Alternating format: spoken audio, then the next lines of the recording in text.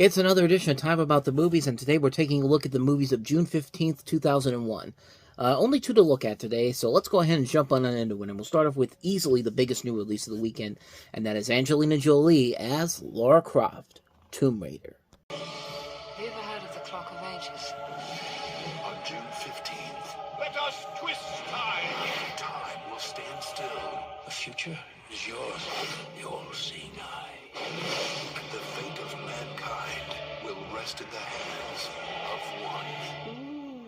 Don't start. Angelina Jolie. Time to save the universe. Absolutely. Tomb Raider, June 15th, everywhere. Ah, bitch!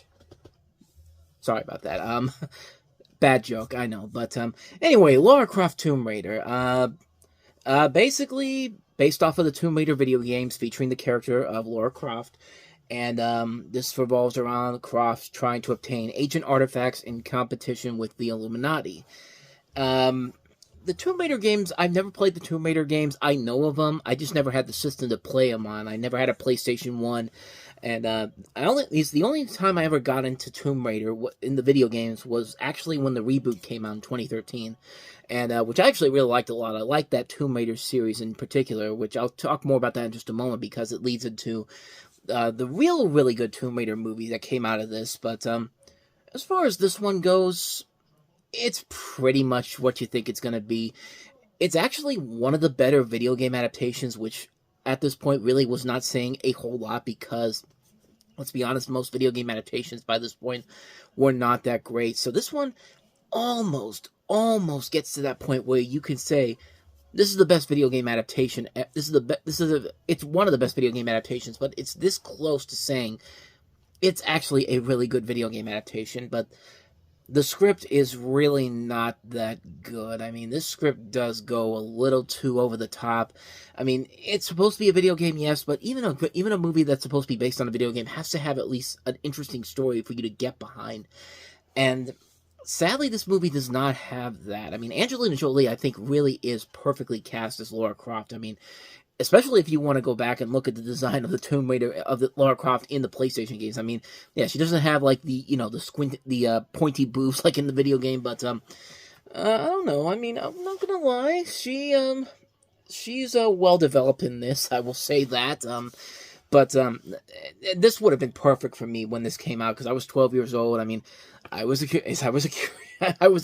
preteen boy. So, yeah, this would have been right up my alley. I probably would have been one of those guys one of those kids was just like, this is such a great movie, and then looking back on it and be like, yeah, this really did not live up to what I thought it was going to be. And honestly, I could say that. I could say that with the movie itself. Yeah, I grew up with this movie because I knew the character, I knew what I was going into, but even back then, I realized that, yeah, this is not a great written story in general here, but as long as the action is good in this, I can get behind it, and for the most part, the action is very good. There is a lot of very good action sequences overall throughout the movie here.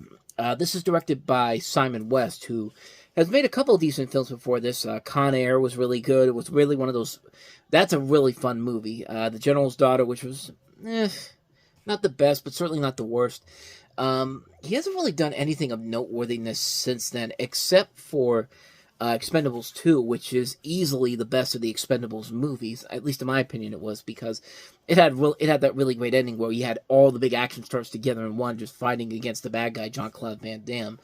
And yeah, that's one that's just like, yeah, that's my favorite one of that series in general. But other than that, you know, this next movie is When a Stranger Calls, and how the mighty fall when you go from Tomb Raider to When a Stranger Calls, the remake of When a Stranger Calls, and then The Mechanic, which is not a very good movie in general.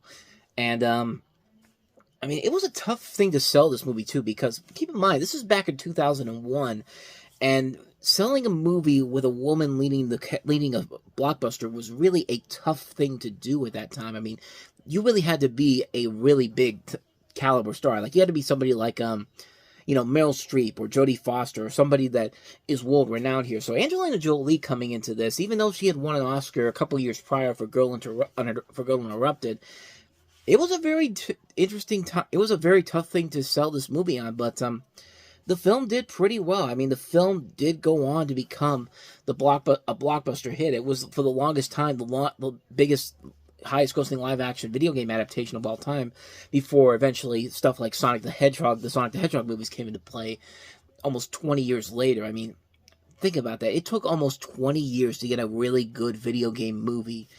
And, I mean, if you even want to go before that, it would take another 10 years to actually get a movie around video games that actually was great with Wreck-It Ralph. But, like, I'm talking about, like, the Angry Birds movies, which are surprisingly really good.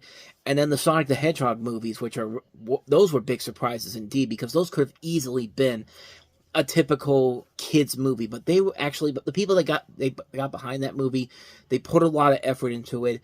And it just showed on the screen. I mean, the Super Mario Brothers movie is a great video game adaptation, despite what critics tell you.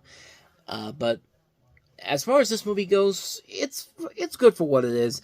It isn't my personal favorite of the Tomb Raider movies. Like I said, I really like the 2013 game. Camilla Luddington from Grey's Anatomy plays Lara Croft in those games, and it was a more interesting storyline, I think. And I think that I like that version a lot. I like that actress a lot, Camilla Luddington. I think it was Camilla Luddington, if I'm not mistaken. Let me just double check just to make sure. Yeah, it was Camilla Luddington. But honestly, my favorite version of Tomb Raider actually is the 2018 movie with Alicia Vikander. And it also had Walton Goggins, Dominic West, and Kristen Scott Thomas. That, to me, I thought was the best of the movies. And I was really hoping to see them extend this into another movie. But unfortunately, the film didn't do as well as I think they wanted it to, which is a shame, because Alicia Vikander really does fit that role of Lara Croft very well, especially that particular version. And I thought the movie was a lot of fun. I thought it was a very underrated video game adaptation. It's one you should definitely check out. If you want to see the best version of this, definitely check out the 2018 version. But as far as like the original Lara Croft Tomb Raider, it's a time capsule. It's a film that knows exactly what it's trying to do, and it delivers on what it promises. Angelina Jolie, I think, fits the role very well. If the story had been better written, I think this could have been really, really a great film in general. But as it is, it's the perfect type of movie you go to the movies at the summertime to see. You grab your popcorn, you turn your brain off, and you just have a good time with it. And it's a guilty pleasure movie in a way. It's kind of a fun action film. Not the best written story-wise, but it's fun regardless. So that's my thoughts on Lara Croft Tomb Raider. Let's go ahead and take a look at our last movie that we have here, and that is Sexy Beast. What are you saying? I'm just going to have to turn this opportunity down. No, you're just going to have to turn this opportunity yes. Because Don... Do the job. No, Don. Yes. No, doesn't. I can't. You can. I can't. You can. Do it. I said no. No. Yes! Yes! Yes! Yes! I know you love me because I feel strong. Ray Winston. Ben Kingsley. Storm, Crooked Storm. Ian McShane. Sexy Beast. Back off, I'm beautiful. There's a bit of the beast in everyone. A movie that's apparently so popular it led to a Paramount Plus TV series as of late. Like in the last couple of years, I think it came on the air. I never knew about it, but so you have in this movie Ray Winstone, Ben Kingsley, and Ian McShane, and it follows this guy who's played by Winstone, who's a retired criminal visited by a sociopathic gangster played by Ben Kingsley, who demands that he takes part in a bank robbery. And Ben Kingsley really is incredible in this movie. He really is one of the funniest things about this movie. It's a very different performance from him. This was around the time where this was just before Kingsley was just really taking one bad movie after another. You know, Thundercats, Thunderbirds. Him in a Thundercats movie would have been really, really interesting. Sound of Thunder, but I thought he was really funny in this movie. He really is the strongest part of this movie. But like I said, you have Ray Winstone, you've got Ian McShane. This is directed by Jonathan Glazer, and this is actually his first movie he directed. And it really, when you look at his movies, that he has not made a ton of movies. He's only made 4 movies in over 24 years. 24 years, yeah. This one, there was Birth, that really weird movie with Nicole Kidman, who, if I remember right, I think her husband came back as a kid and something like that. We'll eventually get to that one because that comes out in 2004, and we're still about 3 years away from that. But he did Under the Skin, which Scarlett Johansson gets naked in it. I mean, it's very, very odd and weird. And I think that's the movie that introduced me to Jonathan Glazer and his weirdness as a filmmaker. And then most recently, he did The Zone of Interest, which actually got him his first Academy Award nomination for Best Directors. Probably will not win, but there's a little bit of history there. But overall, yeah, this is a really fun movie, and it really works because of the main characters, especially Ben Kingsley. Ben Kingsley really is the funniest thing about this movie. He made me laugh hard in a number of different scenes in this film.